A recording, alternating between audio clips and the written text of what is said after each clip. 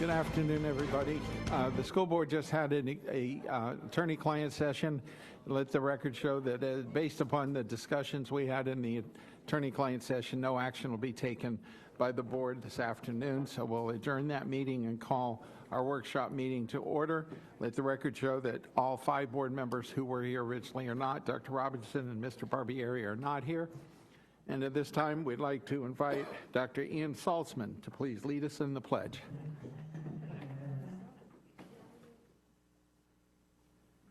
Allegiance to the flag of the United States of America and to the republic for which it stands, one nation, under God, indivisible, with liberty and justice for all.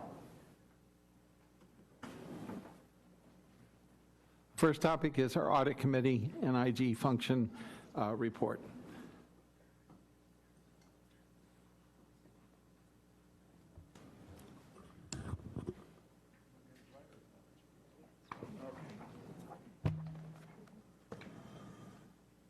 A small contingency, but worthy. Good afternoon, everybody. Do you introduce me? I start talking. What happens? Oh, yes. Because normally I just talk. You know that. Just go ahead. Mr. Silver. Thank you. Oh, I'm sorry. We're good. Okay. My name is Noah Silver. Like everybody introduced themselves here. We're all from the Audit Committee. Tammy McDonald. Thank you. Luke Chu, Inspector General. Noah Silver, Audit Committee. And Debbie Manzo, Audit Committee. Right, very good, thank you. Okay, I'm just going to do a brief introduction. I think most of the board members understand what the purpose of it is. And, since I get to talk, I like interactive. So if any questions along the way, don't wait until we're finished. I don't do that either. So if you have any questions along the way, if they're on your mind, bring them up. It might bring something tangential. Otherwise, this is an annual process that we go through. Mr. Chu is going to show you the progression. It takes several months to get to this point.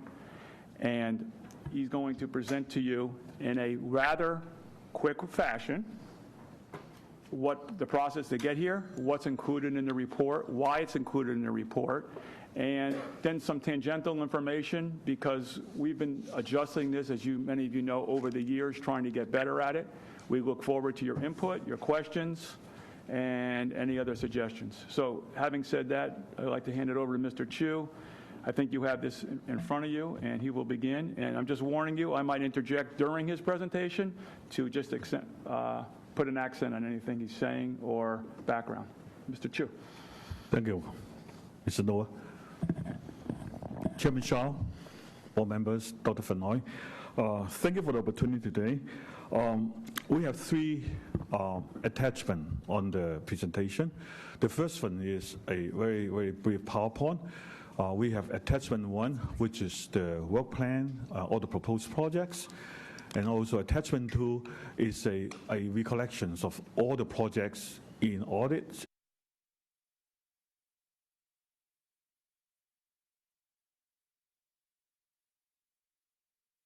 Of what we have done in both areas.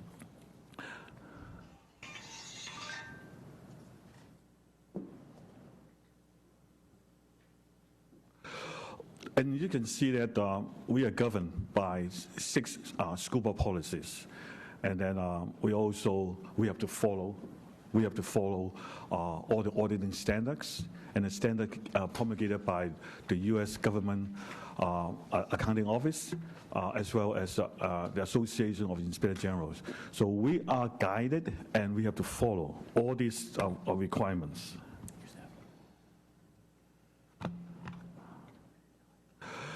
And as you can see that all these requirements set forth our goals and objectives, which number 1, of course, help promote transparency, promote fiscal responsibility, and all these are very important, especially the public confidence in the school district operations. And of course, we spend money, and then we have to add value to the learning and teaching environment, and strengthen the management controls to make our system better. And also, we need to ascertain program effectiveness and efficiency.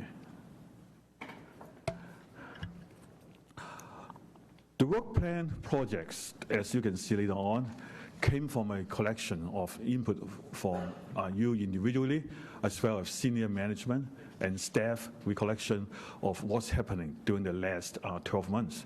So we put together all the ideas, and then we do risk assessment throughout the year.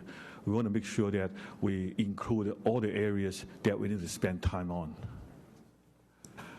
We started the process back in March, sometime in March, and then we talked to everybody that we need. Let me just interrupt for a minute, just so we know, because I've been doing auditing for a long time. There's several times where we will get requests or we're asked, why aren't you looking at something? Mr. Chu has in his department 19 people, which seems like a lot, and I agree it is a lot. I'm not sitting here saying there should be more than 19 people. All I'm saying is that there's a limitation, just like there is for everything else. There's only so many things that he has enough hours for in the 1 year to audit. So that's why we do this plan, and that's why we look at it. What we try and do is roll certain areas every couple of years and look at them, and you'll see that happens constantly. So we don't have the ability to audit the whole universe of the school district every year. It'd be impractical. And as we find out, if we wait a year or two, things start cracking and we end up with some problems. We just had that at the last meeting. So we try and stay where one of them is what I'll use the vernacular, the low-hanging fruit. We try and stay with some things every year that are obvious. But there's many things that we want to get to audit, but we only have limited resources. I'm not saying to increase the resources. I'm just saying that's a function of almost every time when you're in business or in the school district. You can only do so many things. So that's the risk assessment we look at, and Mr. Chu is getting very good at doing that, so we don't leave anything for too long a period of time and then all of a sudden realize, oh, wait a minute, we weren't looking at that. So that wasn't done years ago. That's done now much more severely, and his department does that. So we find areas that we think there could be some exposure, and then we add that to the audit this year. And there's some items this year we have that we haven't looked at for a few years. So they sort of cycle through. And new things come up, of course, all the time that years ago wasn't even an issue that are issues now. So we need to be aware of that. That's why we want the input.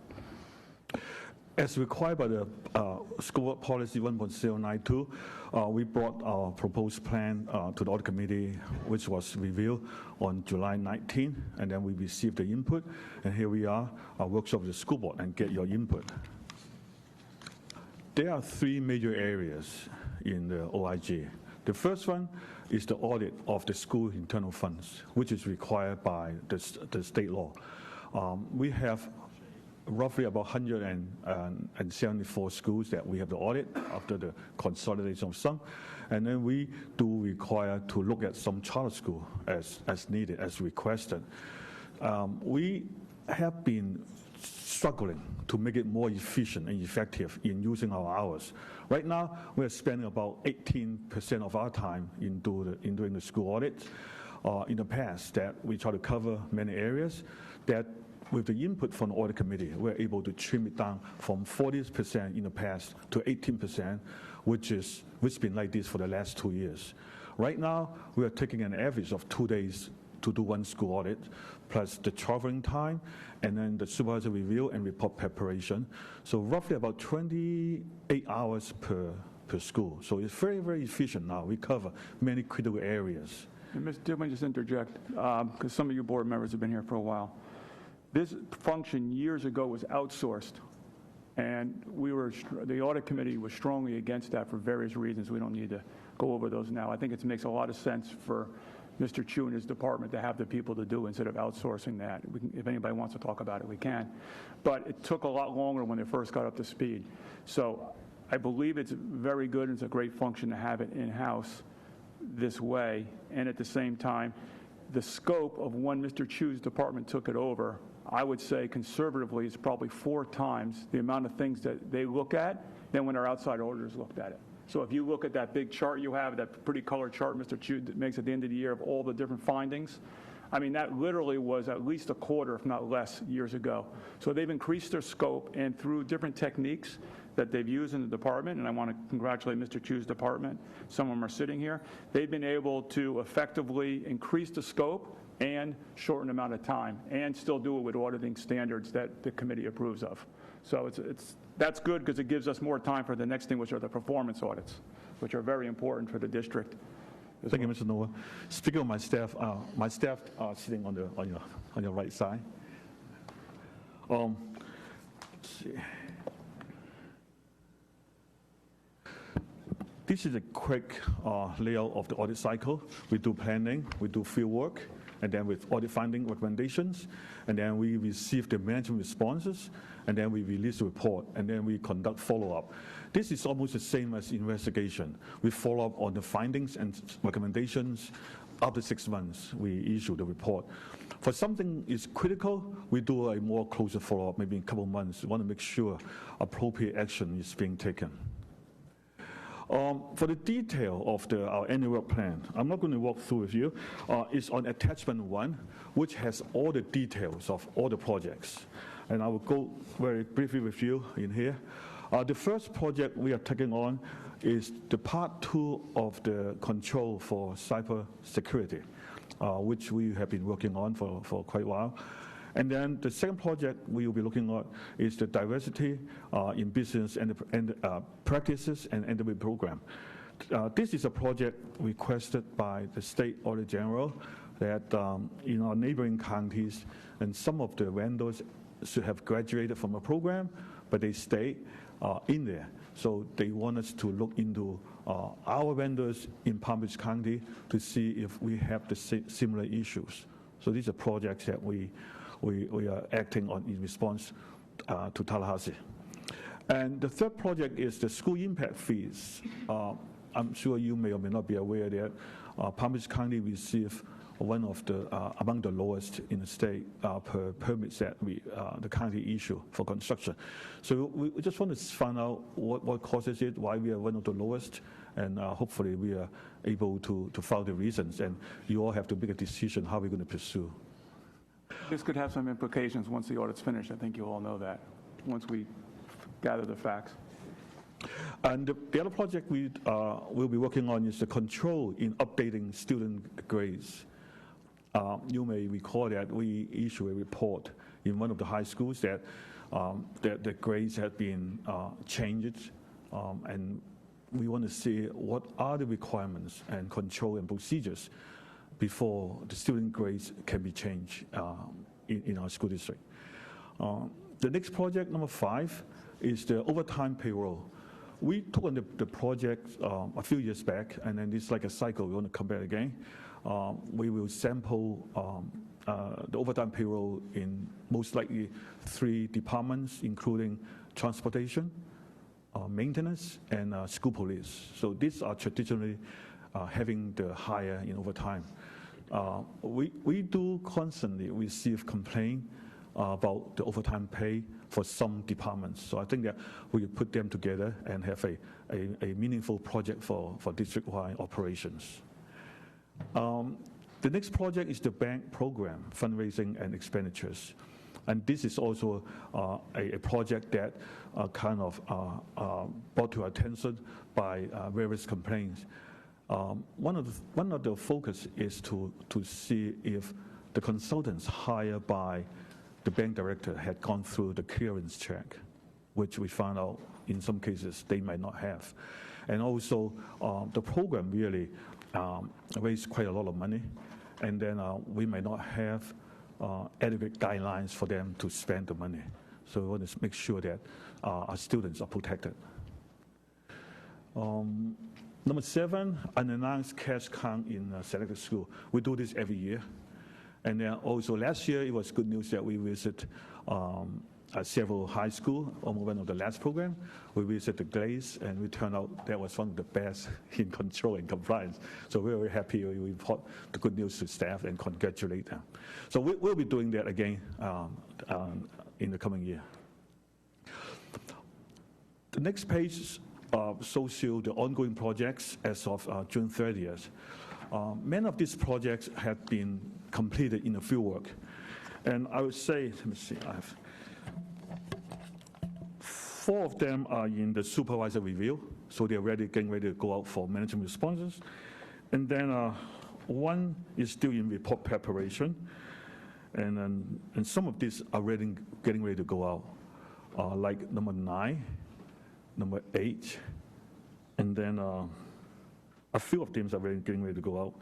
And then I'd like to bring the attention that one of the projects that we have completed and waiting to release is the, let's see, school service adult actually.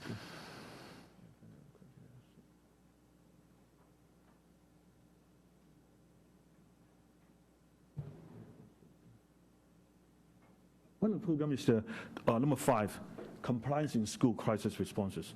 We finished the report. However, the report has a lot of confidential information that we'd like to work with legal department so that we could bring to your attention about the findings in a closed door session. So that is forthcoming. And then if you would like to know more in advance, please contact me, and then I'd like to walk through with you because the report is pretty comprehensive for all the schools. So these are the ongoing projects that we expect to finish within the next couple of months.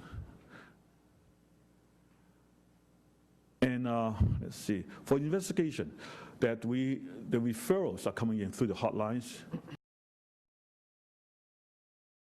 or by email, and then they also came as an audit results. Sometimes we find out some issues, we open up the investigation. And then we have received and done a little bit.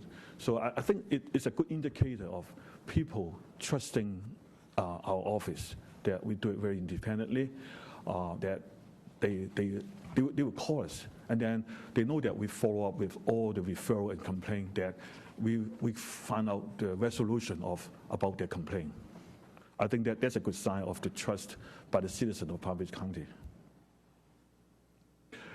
And then the third section that we're having is the compliance and quality assurance. And then our peer review is coming up in March next year. And then also we are planning to do a accreditation by the Florida Law Enforcement Agency in our investigation side, which is not required, but I think that is a good attempt to ensure the quality of our investigation unit.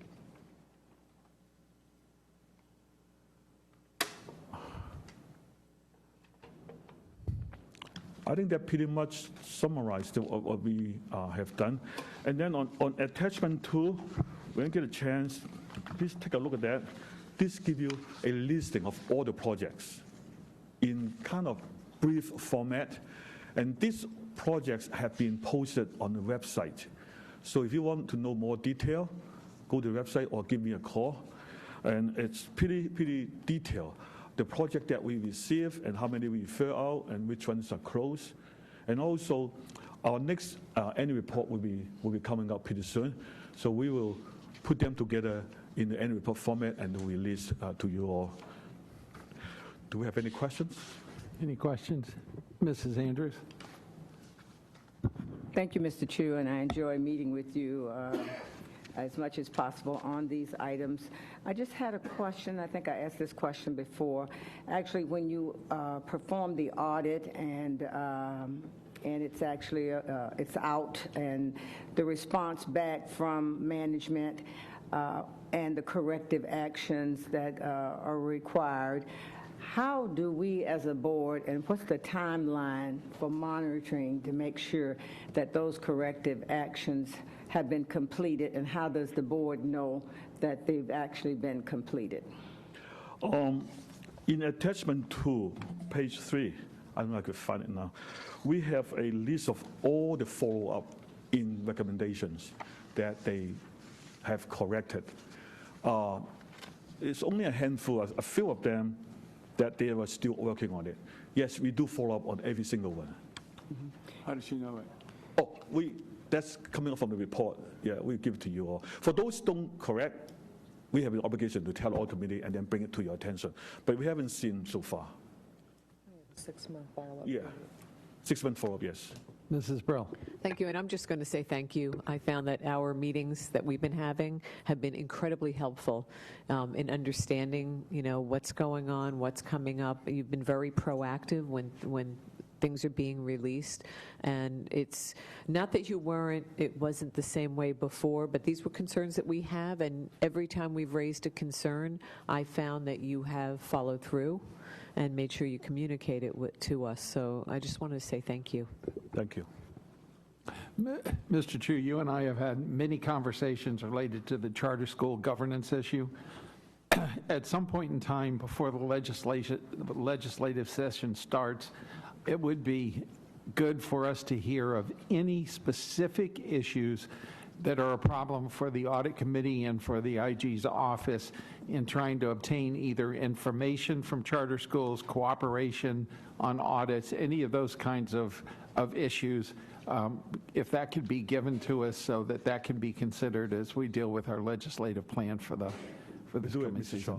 If you can see back in our work plan, item number 4, that we have charter school adequacy of existing district procedure in safeguarding asset funded by tax dollar. This one the project work on. However, we have received some referral about some particular charter school that had issue whether they are they allowed to operate certain programs.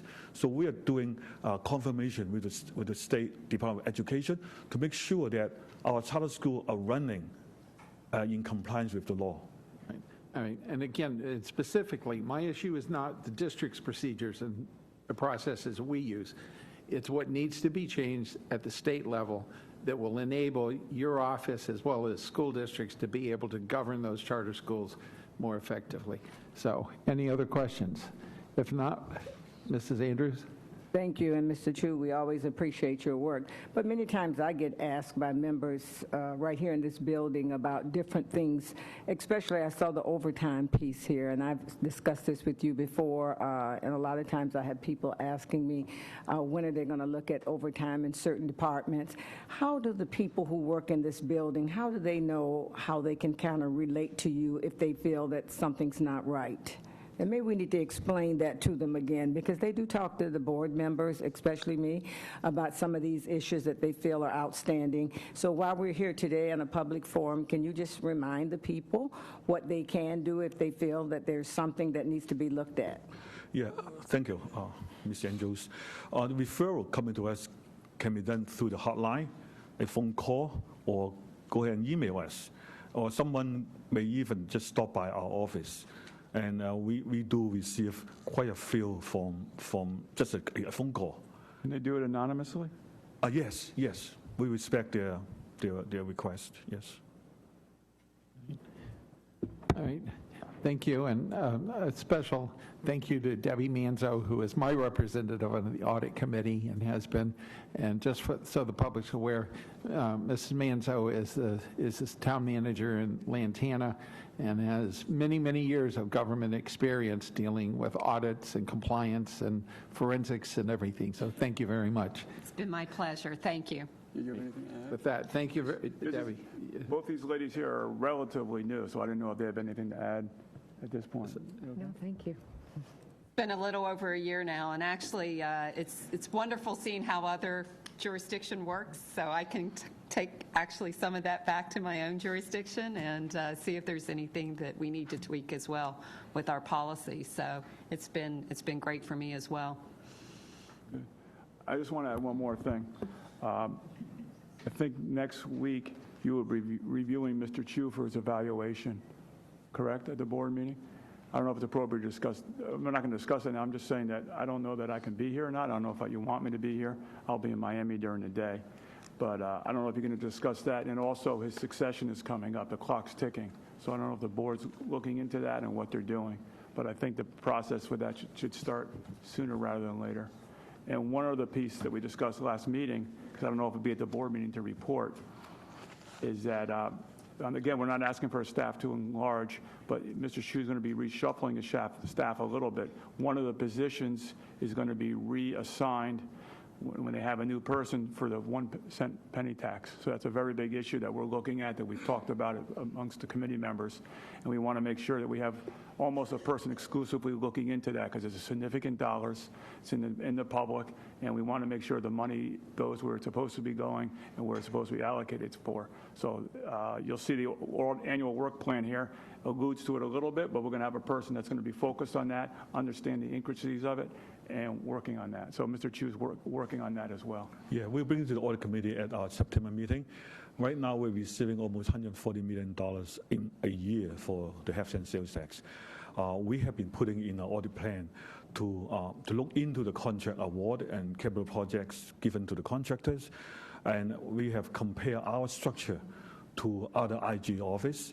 I think that if we could restructure it without adding any cost to it. I think we want to do that so that we could have sufficient coverage for all the major programs. That's what we plan to do in September. Mrs. Brill. Thank you. And Mr. Silver brought up something that I was planning to bring up, but not at this time, and that was that we do need to have a discussion. And I was thinking in terms of after the elections, because we have a lot of things right now that we're looking at on the ballot, but we do need to have a discussion as a board as to what we want to do going forward with the Inspector General office, if we're going to keep it in-house, if we're looking to go outside, if we want to have somebody who's going to be side by side with Mr. Chu, how we want to proceed to move forward. So if our board clerk could put that, perhaps meeting with the superintendent and the chairman to figure out whether we should wait till after the elections, but put it for an open discussion of the board, I think it's appropriate that we get that calendared at this time. All right. With that, Mrs. Andrews. Thank you. And as I sit and I see Mr. Chu's staff, it's so wonderful to see them. I happen to see them when I'm up in your office, Mr. Chu. But one of the things I've asked as a board member is when we have our workshops as well as our school board members, so much happens during that time. Maybe you're looking at it from the television within your offices, but I do believe when I see legal sitting out here and I see all of the leadership out here, and you are with us, Mr. Chu, at our regular school board meetings in the evenings, but I think we always need to have somebody listening out here when different actions are taken and different things that are coming up that might be impacting what you do each and every day in your audit position. It might be good to at least have one person out here visible working us as a board members to see what's going on, so that if we have a question, we can immediately go down and ask them that question if something comes up that we may not understand. Okay, thank you. We'll adjourn this part. The next topic is HR update.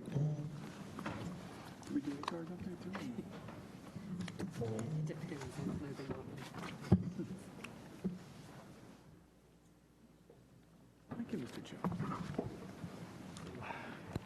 Thank you, guys.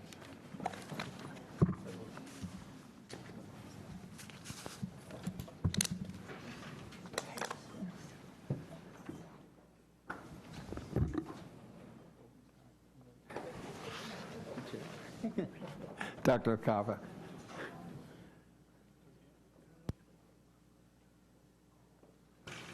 All right. Good evening, Chairman Shaw, school board members, and Dr. Fenoy. This evening, we bring to you hopefully a really quick update about the revisions to policies 0.00 to 0.04.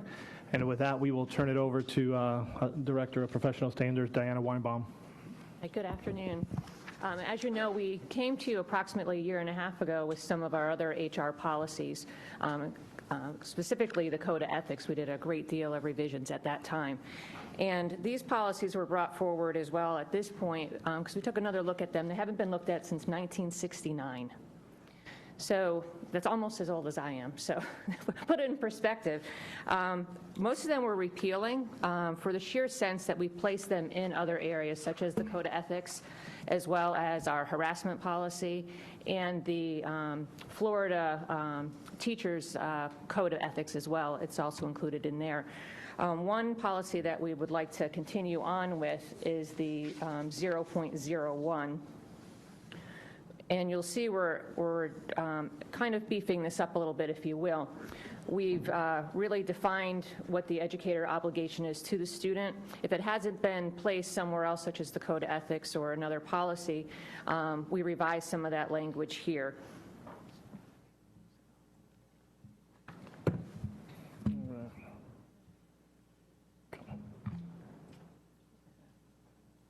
Screwing everything up, sorry. All right, so some of it you can see, of course, it increases, it's updated the classes that are protected for harassment and discrimination.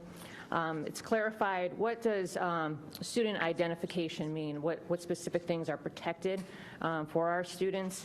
And it adds a retaliation clause. If a student comes forward in good faith to report something, we want to assure that they're not retaliated against. So that's what this particular policy enhances and includes that some of the other policies did not have. And again, 02 and 03 and 04 We're asking to repeal those because that language is somewhere else.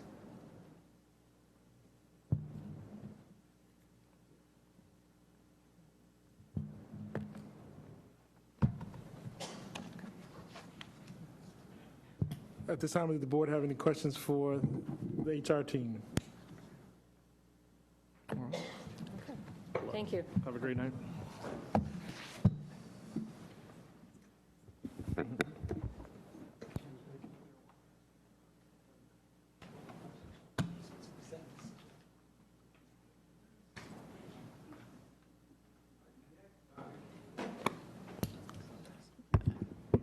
Is our operations update. Dr. LaCava, Yes, sir. just one quick question. At some point in time, can you get to the board like a one-page summary of this issue?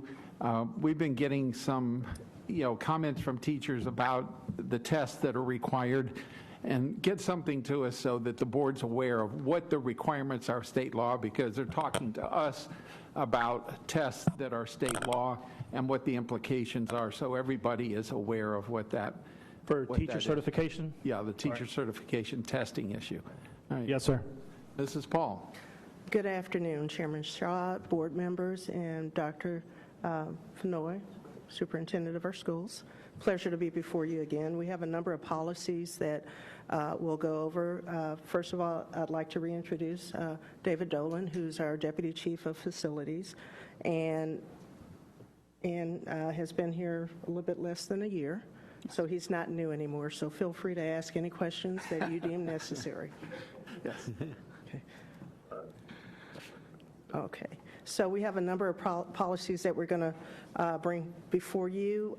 Initially, we said that as we go through this current tax referendum, that we would use our partner, AECOM, to help us look at what the industry is doing and provide us with best practices, and in that process also update our policies that for the most part haven't been touched in a while. So we'll go forward with this. Of course, all of the recommendations have been approved by Cork, they've been tremendous in helping us move forward.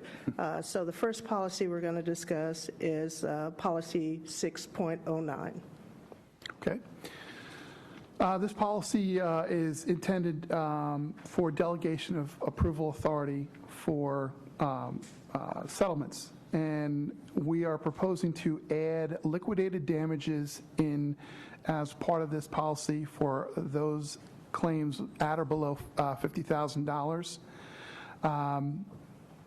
In addition, there are other stipulations in that policy for other departments, and so right now our change does not include those requests. The other departments will bring those updates forward as we go into development approval.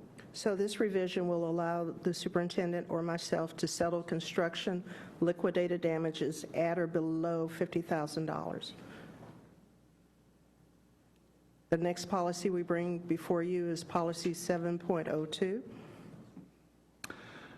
Yes, the educational specifications are as many of you know, are a very voluminous report at the beginning of a development of a school. Many of the like districts have gone away from that very detailed, focused ed spec and have gone to more focused on cost, size, student number, and programs. We are proposing to make the same change going forward. And again, the title will be changed to Construction Project Approval. Okay, the next one is 7.09. Okay, this is an old policy that was based on old statutes that have been repealed. It basically required an architect to identify the costs and the availability of utilities to service new buildings and additions. The new policy, statute 1013, has new guidelines, so this is not necessary to re-implement. Policy 7.11, liquidated damages. This is a companion to 6.09. 7.11 specifically requires that all construction contracts have liquidated damages assessed to them. In this particular case, along with 6.09, we're proposing to allow for negotiation of settlement for those at or under $50,000. I think we have a couple questions on that one. Mrs. Whitfield. I would love it if you could tell me a little bit more about what liquidated damages are. My apologies, I'm Thank you. glad to do so. Liquidated damages are a penalty for a contractor who fails to complete on time a construction contract. And the damages are established in an effort to in an effort to penalize him when clear and defined damages aren't ascertainable. Established at the beginning of the construction contract, and the contractor agrees that if he fails to comply with the contract, he will be subject to damages. The damages are usually on a daily basis. Okay, let's get the legal version. Thank you. Holly Hahn. Liquidated damages are in all of our construction, modernization, and remodeling projects. And what they are is they are to compensate the district when a contractor fails to complete the project on time. And there's actually two levels of liquidated damages. The first level comes in if the contractor fails to get substantial completion. And that's typically a higher amount because that means we don't have a temporary certificate of occupancy and no one can come in and use the building. In addition, we have the second level, which is it's a smaller amount, but if they get substantial, but they are late on final completion, then there's a monetary damage, and that monetary damage is to allow the district to recoup its damages. All right, Mrs. Brill. Thank you. So are there other breaches of contract that would also fall in? For example, if their costs have gone well beyond what was originally intended, or is it just a time thing? The liquidated damages is solely for projects coming in late. Okay. Thank you. Mrs. Andrews. Thank you. One thing I'd like to know, and having worked in an area where we built 3 brand new schools and we had some problems back in the past, how do we as a board know? We're giving you the authority with the $50,000, but do you make a list of those habitual people? Sometimes, one builder may have a problem, it doesn't repeat, but do we as a board get a chance to see who the culprits are? When we're actually voting on contracts all the time, do we get a chance to see this information of these folks who are having difficulty?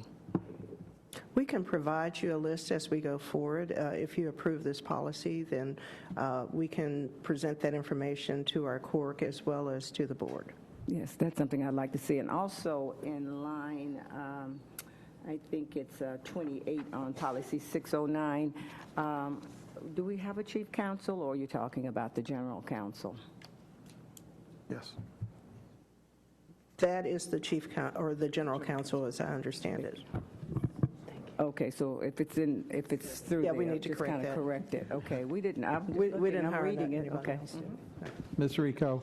Thank you. I just wanted to further address the questions about protection of the board's rights in these construction matters. These policies and policy changes are based on necessary changes and to comply with additional legal research and to assure that the policy supports the activity in real life. The contracts that we sign with the contractors have a number of provisions. In addition to the liquidated damages clause, we have a number of protections for such things as defective workmanship, overruns, timely completion, all of those kinds of things are addressed in the contract as well. But I just want to make that clear that this policy is just one piece that mirrors those contracts. All right, and I want to, the only question I had on all the policies was on the LD issue. And I would like to actually make sure, and I asked the superintendent, that $50,000 is enough. And on a daily basis, I can't imagine that 50,000 is not.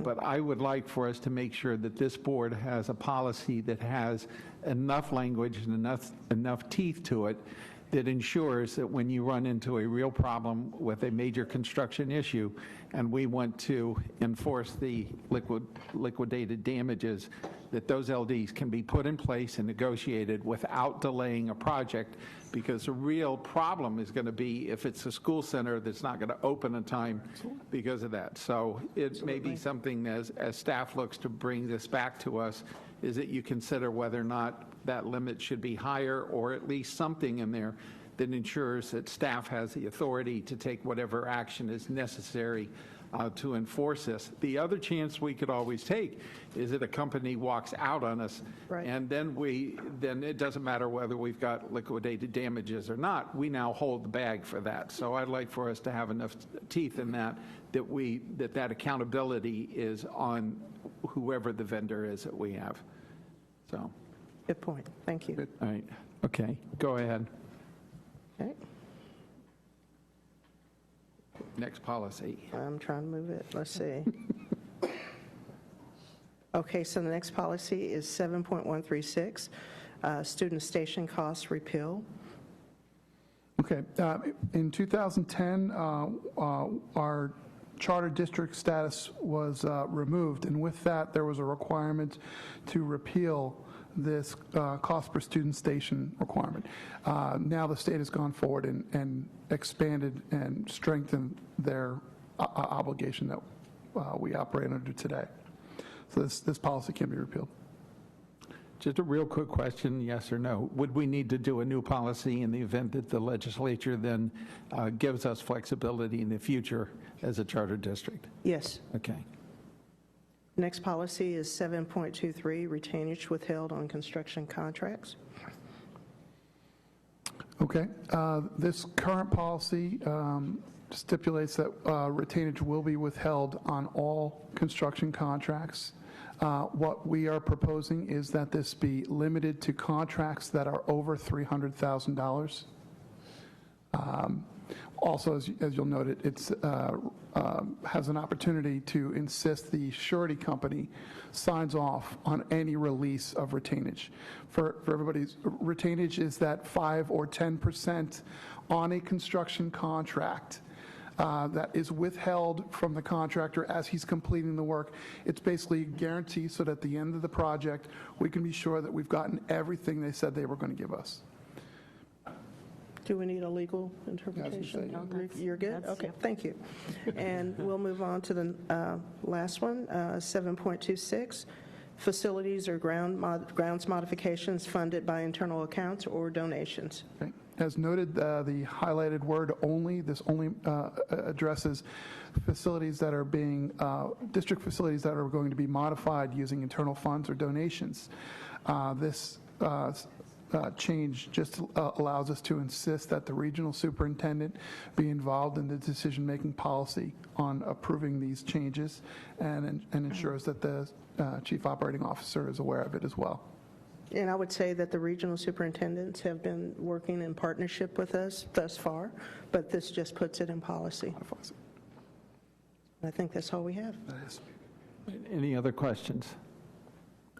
All right, thank you very much. Do you anticipate any additional policy issues that we would have to deal with if in the implementation of the referendum, or is everything in place that would enable us to move forward with that? That may be more a question for Ms. Rico. I would assume everything is in place. So, okay, Mrs. Brill. Or Ms. Whitfield, Ms. Whitfield. Thank you. I just want to bring this up here, even though it sort of comes up in our items later. But in all these changes that we're having to do, I just kind of wanted to reiterate some of my concerns about keeping our schools as we're building them as environmentally sensitive as possible. I know I mentioned this at the last meeting briefly, but and I've seen through the policy that we're going to see later today that, you're working towards water and energy conservation to the best ability possible. But with these changes, it does make me a little bit nervous that we're not going to be able to, with the state's dollars, build buildings to the level of savings that we could, really thinking ahead about the future and the buildings and how much we're saving. It does make me very concerned. So I just wanted to share that. And if there's anything that, we can do to make sure that, I know we only can work with what the state gives us, but it does really worry me because I think we made so much progress in the past, and I don't want to lose that. So I think it's in our best advantage to build energy-efficient schools as we go forward. It helps us for the next 40 or 50 years of the life of that school, so it just makes sense to continue to focus on that. So I appreciate that. Thank you so much. Thank you. Mrs. Andrews. Thank you. I just remember back when I first became a board member, we used to have a lot of discussions when we were dealing with the contractors and the builders. So we must be putting quite a bit on the front end for pre-screening. So when we're talking about some of these issues that we're talking about now, we've eliminated a whole lot of that, and that has a lot to do with the purchase and procurement department and so on, because we did have some sore people here that didn't do what they were supposed to do, and we had to do a lot of work. But I don't hear as much of that anymore, so kudos for you all and pre-screening on the front end so that when we get to the point of having the school ready to go, that you have the right kinds of people doing the work. Thank you. Thank you. All right, that concludes that topic. Next one is student progression plan.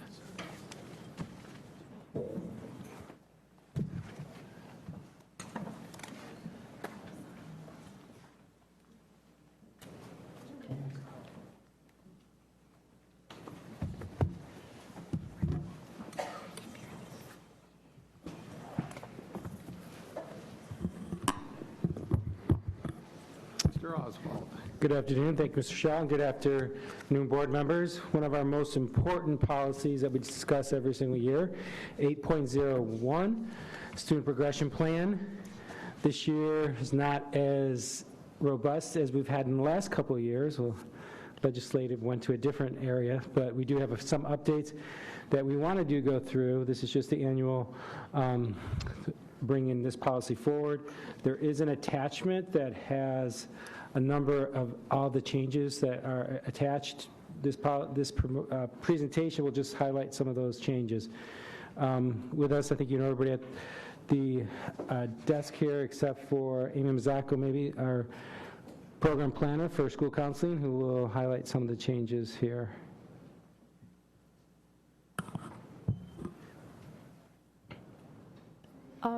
Sorry.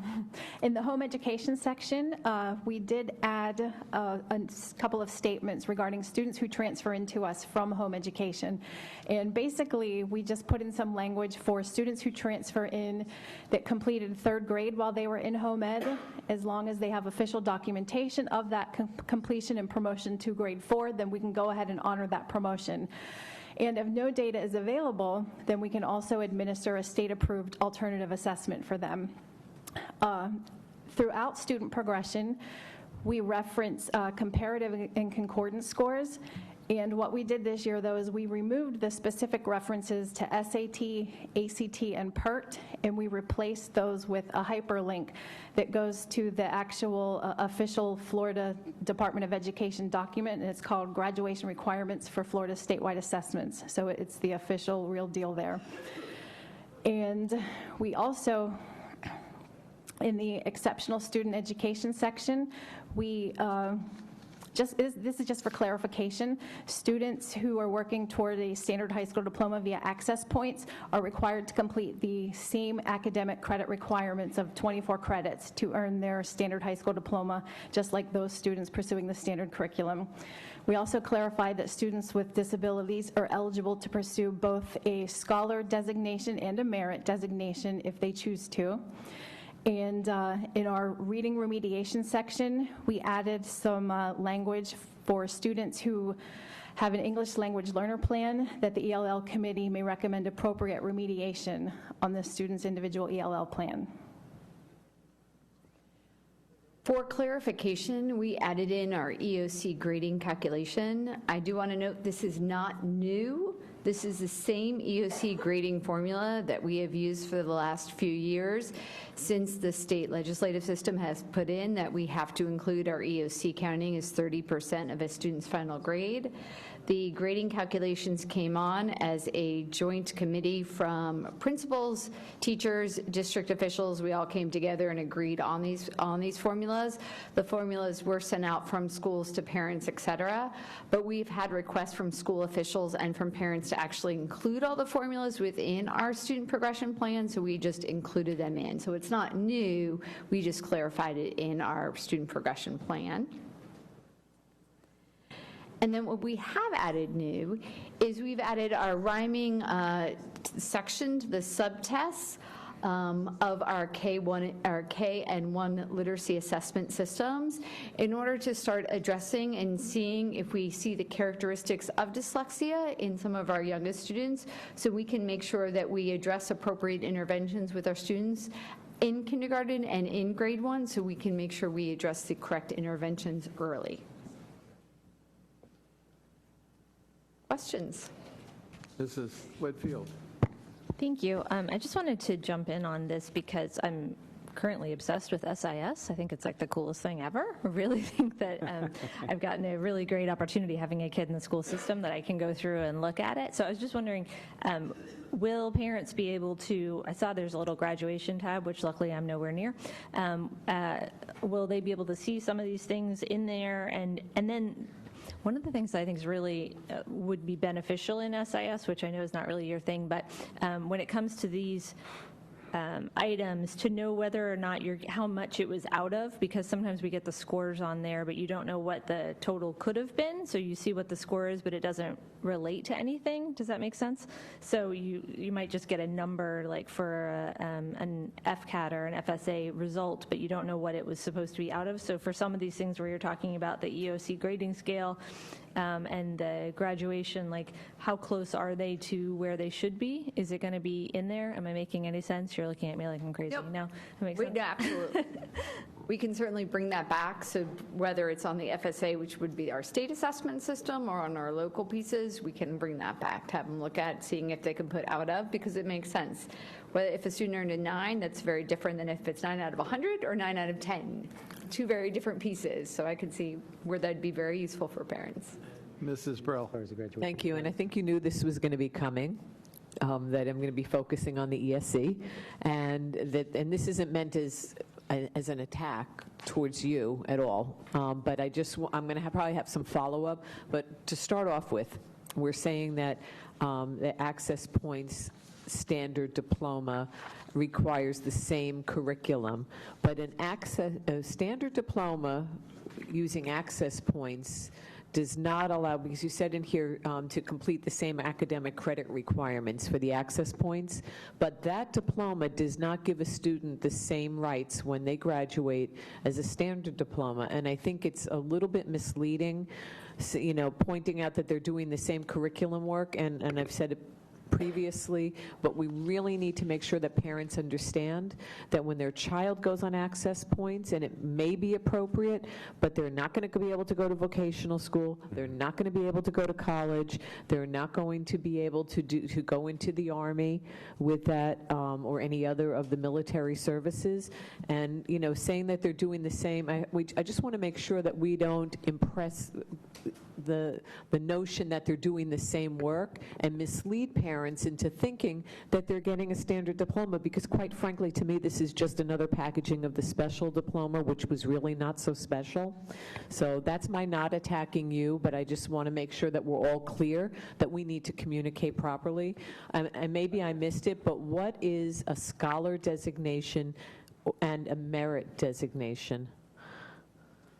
That came up a couple of years ago. Amy, do you want to explain what's the change? The scholar designation is a designation that students get by passing a certain number of end-of-course exams and taking specific higher-level courses. And the merit designation is earned by passing an industry certification. So is that to make the students on access points feel more valued or more achieved, or is that for, and then why aren't we doing that for all students rather than just students with disabilities? It is for all students. This came about, I think it was 3 years ago, the legislature added this piece in. We're clarifying here that ESE students are eligible just as well as all students are eligible for this designation. So I do think you need to make that clear, because it makes it sound here like this is just something for students with disabilities. So I think, you know, we should just say all students. We shouldn't have to say students with disabilities. Thank you. Any other questions? All right, thank you very much. Well, we are in a conundrum. We have a special, oh, that's right. I was going to wait until 5 o'clock. Okay. I was going to say, what I was going to say is that we have a time certain, and we're still going to have quite a bit of time between the special meeting and the time certain, but we have the budget adoption, so if anybody was here for that, we cannot start that meeting until 5 o'clock. So at this time, we'll adjourn this meeting and go to our special meeting.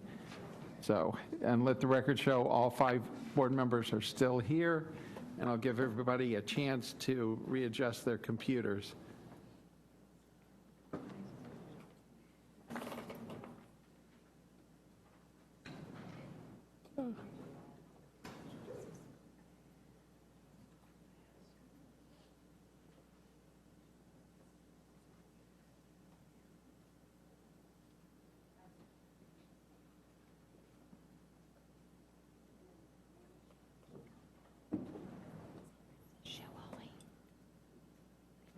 There we go. All right. On the screen.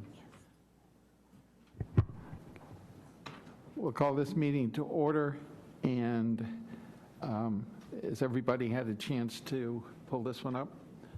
All right, first item, we have 4 items, 4 minutes that need to be approved. Is there a motion for items 1 through 4?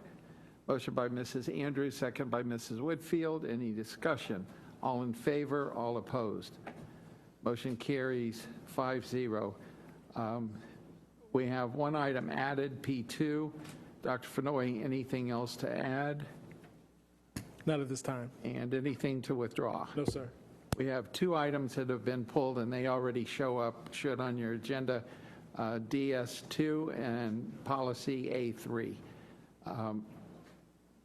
Does anybody want to pull any other items? Mrs. Whitfield. Excuse me, can I pull the naming of facilities, 7.03? 7.03. Thank you.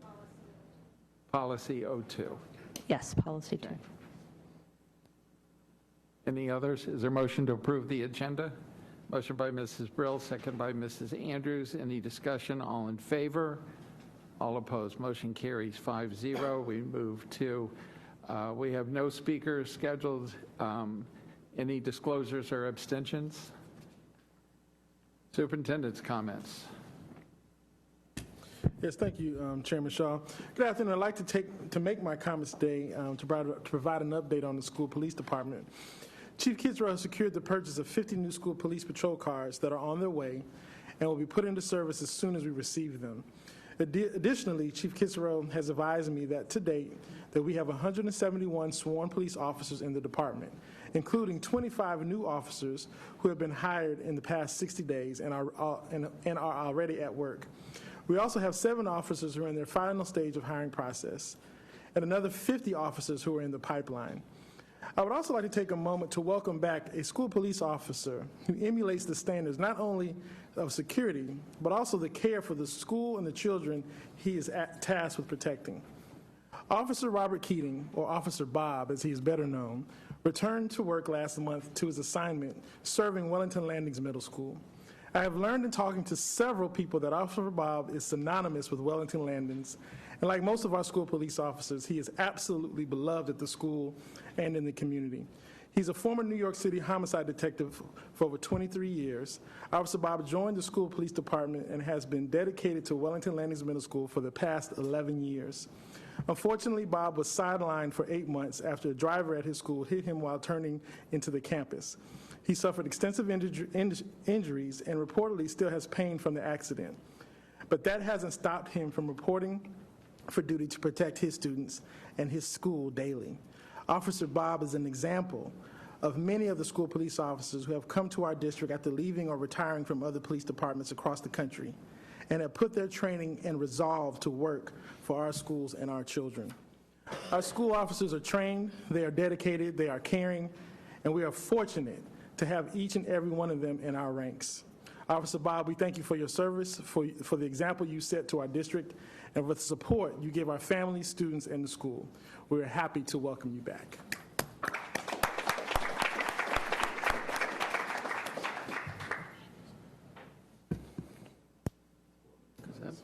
Thank you. Board member comments. Mrs. Whitfield.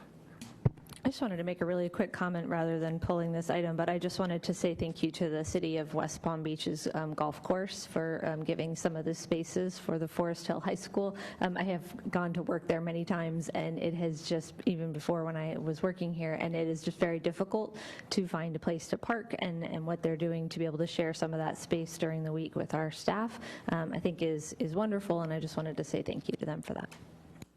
Mrs. Andrews. Thank you, and I too would like to welcome back Officer Bob. You're loved at Wellington Landings and in the Wellington community. You're a legend out there, Officer Bob. Wellington Landings know you, know your work, and they thank you for all that you do. You're more than just an officer. You're a member of the family. And I would like to say I had a chance to go to a few football games recently. I'm not a big football games person, but I've been out there, and it's been a lot of fun. I want to thank the Chief of Police, Chief Kissero. You made it happen. All of the offices, the schools, the high schools, the administrators, the area region superintendents, the instructional superintendents, the teachers, the staff, and the parents, everybody. You're out there, you're very visible, and we're having a lot of fun at the games. And the new security measures that have been put in place for all of our schools, they're working. And the children and the students, the parents, everybody that's coming to the games, they're saying, hooray, we took it to another level, and we're enjoying sports again, especially our afternoon sports. And you know, it really truly does get dark.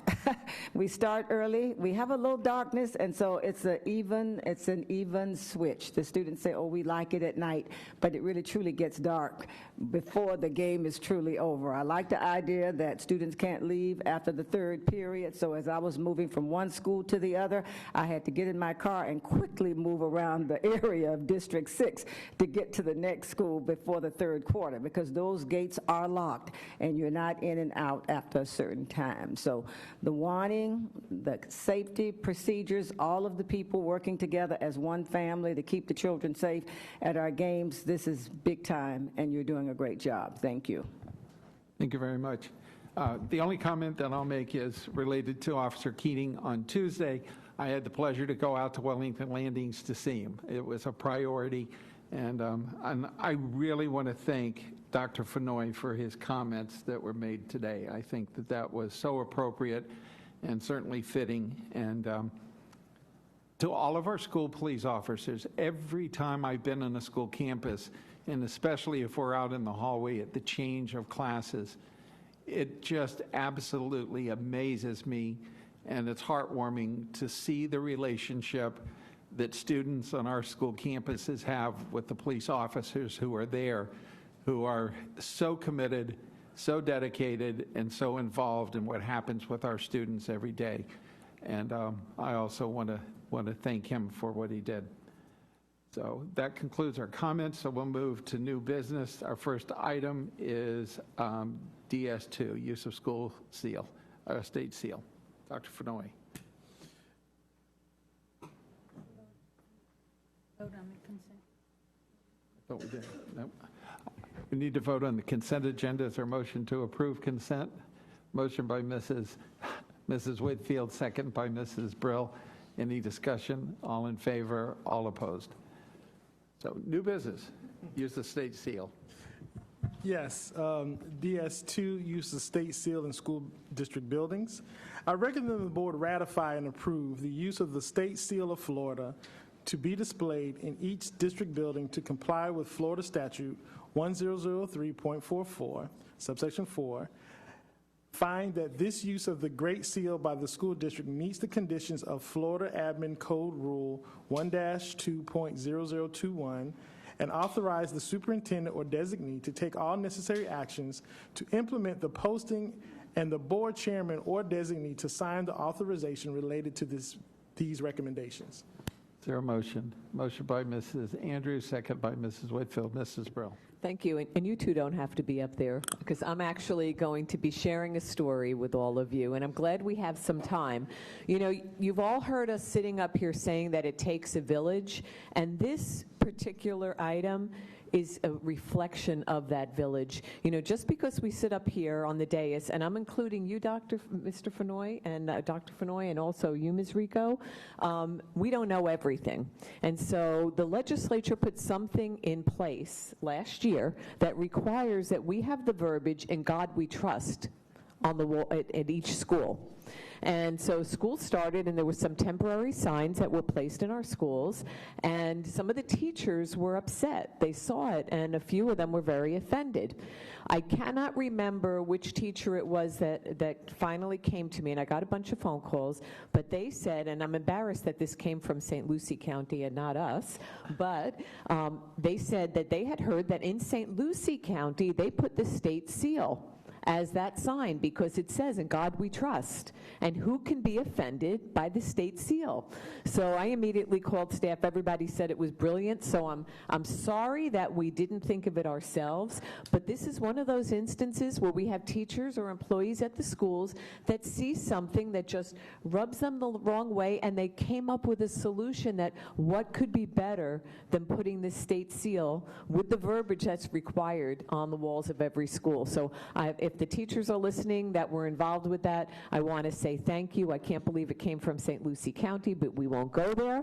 And so I fully support this item. But, you know, when all of you have suggestions, don't think, because when they came to me, they were like, this is going to sound crazy. And, you know, they didn't think that we would take it seriously. But don't think that any suggestion is something that we're not going to take seriously, because it does take a village. And again, this is one of the reflections of that. Thank you.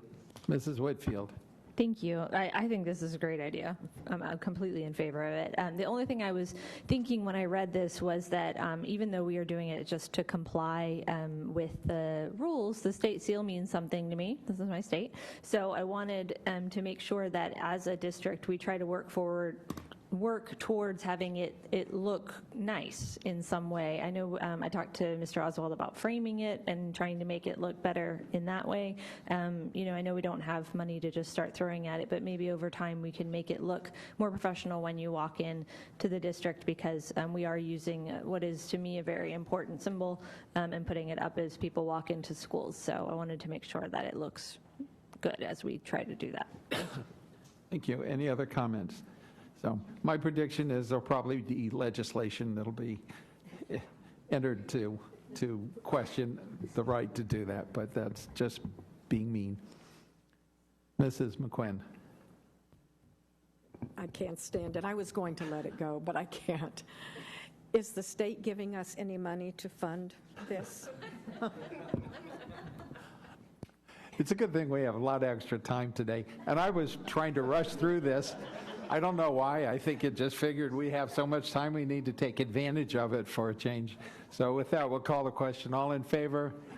All opposed? Motion carries 5-0. Next item is P2. And this item has good cause because this allows the employees impacted to start their position as soon as possible. Dr. Fenoy. Yes, sir, P2. I recommend the board approve the personnel agenda as submitted. Motion by Mrs. McQuinn, second by Mrs. Whitfield. Any discussion? Mrs. McQuinn. I am going to vote to approve this item, but I do want to call attention to the fact that the employee being recommended via board policy 3.45, while that does meet the requirements, that recommendation does meet the requirements of 3.45. I feel it's so important that we follow our own employment hiring procedures. unless it's a situation where we do have to put somebody in a position right away. So I'm just voicing an objection over using a policy that I find to be unnecessary. I think this position should have been advertised and interviewed.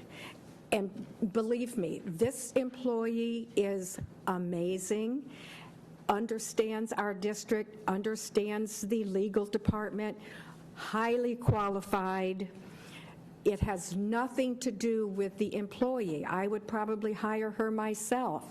It has to do with the fact that we didn't follow the process. And I will be voting to approve the item, but I have to be on record that I would really like for every department to please, unless it's an emergency, follow the process. Any other comments? Now we'll call the question. All in favor? All opposed? Motion carries 5-0.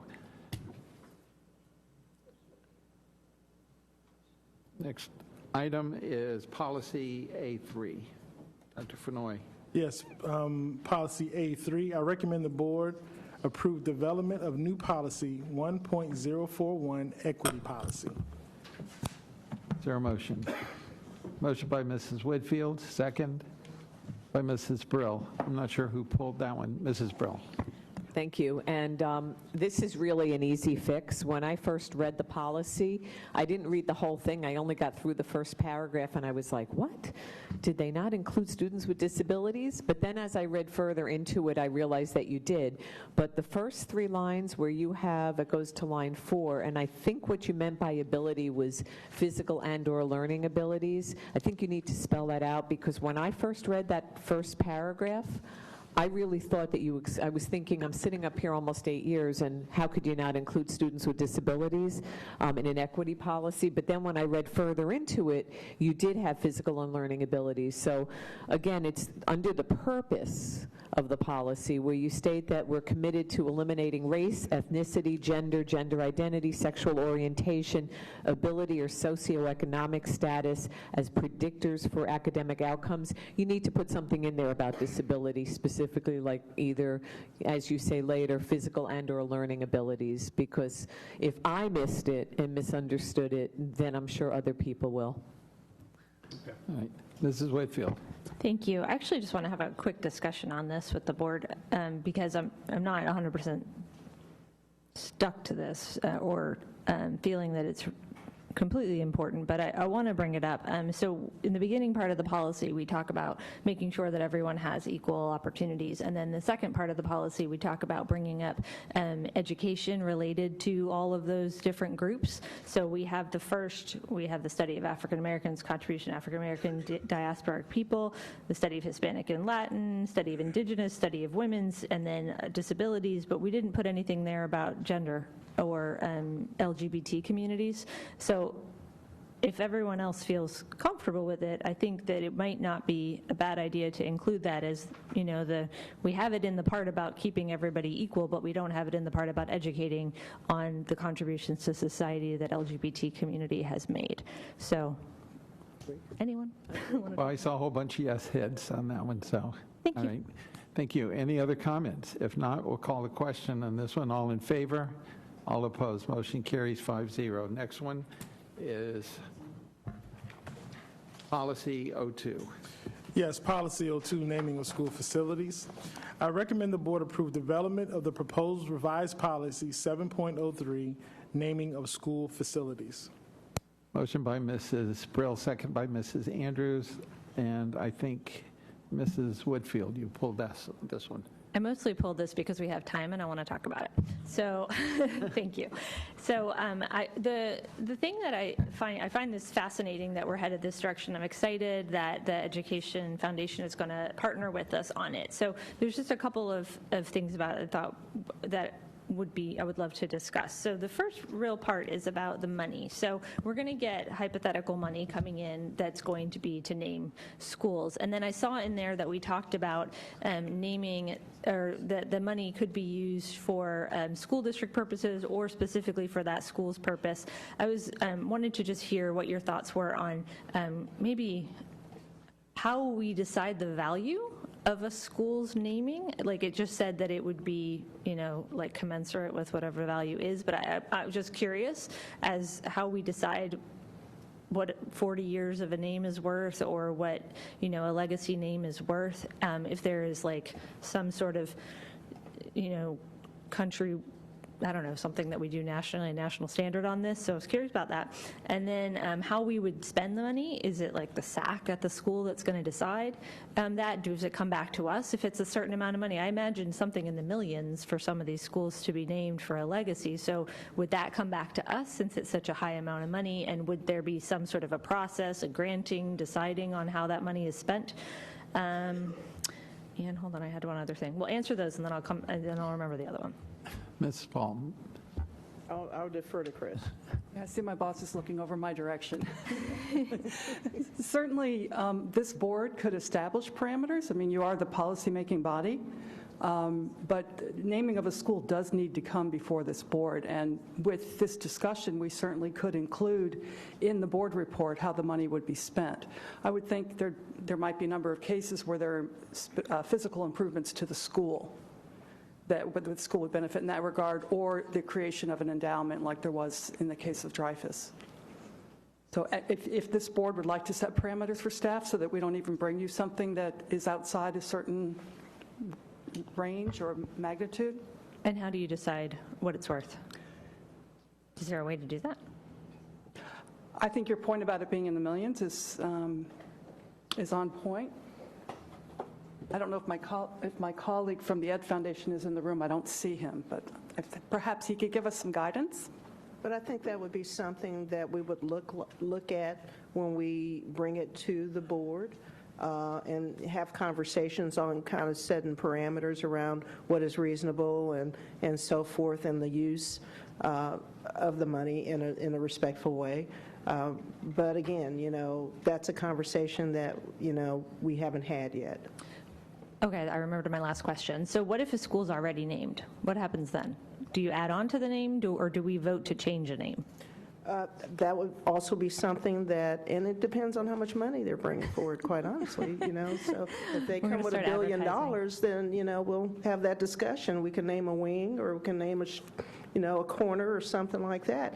And not to be flippant with it, but, I think it's situational, and it just depends on where we are at that particular school and what the needs are of that school. Okay. Thank you, guys. I appreciate it. I think this is a really cool thing, and I'm very excited that we're opening this opportunity up to the schools. And we've had schools that have had, I remember not too many years ago, the Media Center, I think, at Bear Lakes was named after a specific teacher and stuff. So those kinds of things are done pretty regularly. Mrs. Andrews? Absolutely. Just with West Tech, when it had been closed down for 11 years and we were getting ready to bring it back into existence, the Hill Foundation gave us $150,000, and we named one of the buildings after the Hill Foundation. So we're doing this as we speak. So yes. Thank you. And I also see this more as a clarification of our policy that's sort of been in place, but many of you will remember our wonderful former CTA president, Robert Dow, and I was at the naming, I believe it was Western Pines Middle School, where they named the media center for him. So we have done it, and I think it's wonderful. So it's not always just attached to money. It's attached to people who have done wonderful things at different schools. And I just, I don't see this policy as a way to just market, give us money, we're going to name a school after you. It's just really, having a policy wrapped around what we're already doing. Absolutely. And it's a way, I think Mrs. Brill's point is really well taken, because it's one of the few ways we have to maintain our history as a system. And, I can still remember the names of a lot of people over the years that have had different parts on their campuses and who they were.